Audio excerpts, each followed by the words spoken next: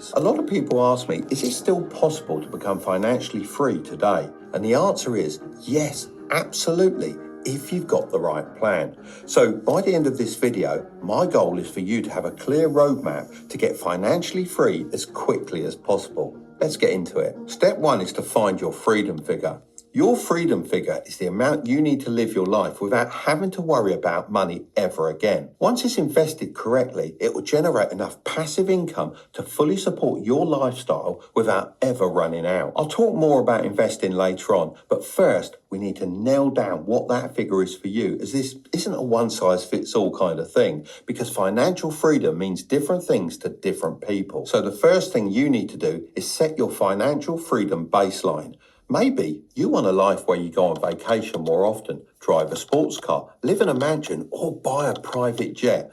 Just bear in mind, the fancier the lifestyle you're aiming for, the tougher it'll be to get there. Personally, I've always valued the freedom that comes from not having to chase money over living a lavish lifestyle. So I made a rule early on to only increase the quality of my lifestyle slightly each and every year. Let's go through the different areas of your life and estimate what each one might cost to live comfortably.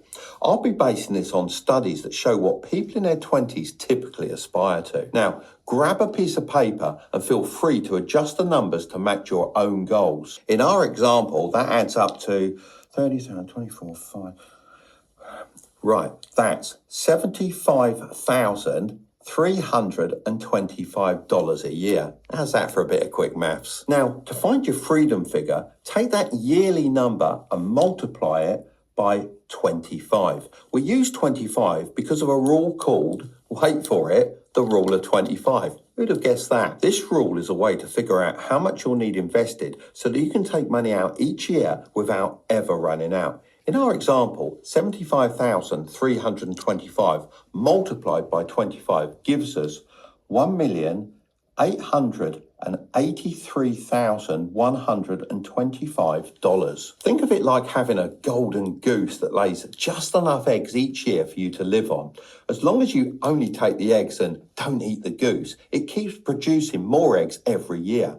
That way, you can keep living off the eggs without ever using up your main money stash. This is assuming you're able to get more than a 4% return on your money. And while past results aren't a guarantee of future returns, the average annual return of the S&P 500 over the last 10 years has been around 12 to 14%. Although this is slightly higher than the longer-term average, no one has ever lost any money if they have bought and held an S&P 500 index fund for more than 20 years, based on historical averages. So how do you invest in the S&P 500? Well, just download an investing app like Trading 212. Once you're in, search for an S&P 500 ETF, which lets you invest in the top 500 US companies all at once. Trading 212 lets you invest in something called fractional shares. This is great as it means the stock market isn't just for the rich investors anymore and the average person can get involved. If you're just starting out, it's a good idea to use a strategy called dollar cost averaging. This basically means you're investing the same amount on a consistent basis,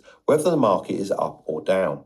The idea is that over time, this will help you average out your costs so that you don't buy all in when the market is at its most expensive. Rather than doing this manually, you can actually set up the app to invest automatically for you on a regular basis using the Pies feature. Step 2 is to hack your life. I get that reaching your freedom figure in an investment account might seem like an impossible task. It definitely felt that way for me when I first started, but there are a few strategies that can help you get there faster. I highly suggest taking a closer look at all the areas where money might be slipping through your fingers.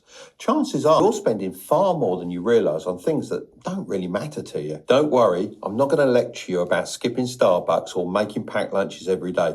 I'm sure you've heard enough of that advice from my shorts. Instead, I want to show you clever ways to keep living the life you love while saving money through some smart hacks. Let's kick things off with car hacking because I think a lot of people need to hear this. Social media might have you thinking that everyone is driving around in Range Rovers and Lambos, but let me tell you, that's usually not the case. Most of these people have their cars on finance or loans, paying hundreds of dollars every month just to keep up appearances. According to LendingTree, the average monthly car payment for a new vehicle in 2024 hit a whopping $734. That's almost $9,000 a year down the drain. The worst part, most people can't even afford these payments, which is why there are around 100 million Americans with outstanding car loans right now. So let me give you some advice. Don't get sucked into this trap. Just because your mates are taking out car loans doesn't mean you have to. Instead, think about car hacking. This means buying a quality used car that's already hit the bottom of its depreciation curve. You can drive it for a few years and then sell it for close to what you paid. No massive monthly payments and no debt hanging over your head. Next up, let's talk about something I like to call brand hacking. This is all about picking generic or store brand products over the big name brands to save a bit of cash without losing out on quality. A study from moneySavingExpert.com actually found that people can save up to 87% by going with generic versions instead of the branded items. But let's get practical so you can see what I mean. Here's a box of Cocoa Pops, absolutely classic, everyone loves them, and I always keep a box under my desk, but they cost around $4.25 for a box.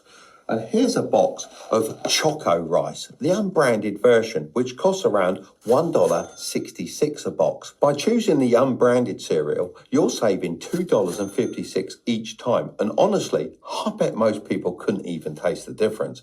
Plus, you get 500 grams over the 290 grams in the branded box. So it's going to last nearly twice as long. I know what you're thinking. $2.56 isn't going to make me a millionaire anytime soon. Well, actually, if you save $2.56 every day, that's $934.40 a year. Do that for 5 years and you've saved $4,672. And that's just from one small swap.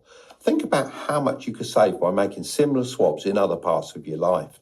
It's all about those small adjustments adding up over time and making your money go further. Now for the big one, house hacking. As we know from step one, housing is usually your biggest expense, but what if you could reduce or even completely eliminate that cost? You're probably expecting me to say live with your parents or go for a smaller apartment. And while those are good options, they don't suit everyone. So here's a smarter strategy you can use. Instead of getting a typical apartment, think about getting a duplex or a property with an extra room or two. Sure, this might mean a slightly higher deposit up front, but it's worth it. You live in one unit and rent the other one out, using this rental income to cover most, if not all, of your mortgage. That way, you're effectively living for free while building equity in your home. You can also do this if you're renting. Recently, I went to a nice Airbnb near London Bridge. It was a fantastic spot and I got talking with the Airbnb host and found out that he actually rented the place for $4,000 a month. When he rented it out on Airbnb, he would just go and stay at his girlfriend's. I did some quick maths and worked out that he only had to rent out the apartment for 10 days to cover all of his rent.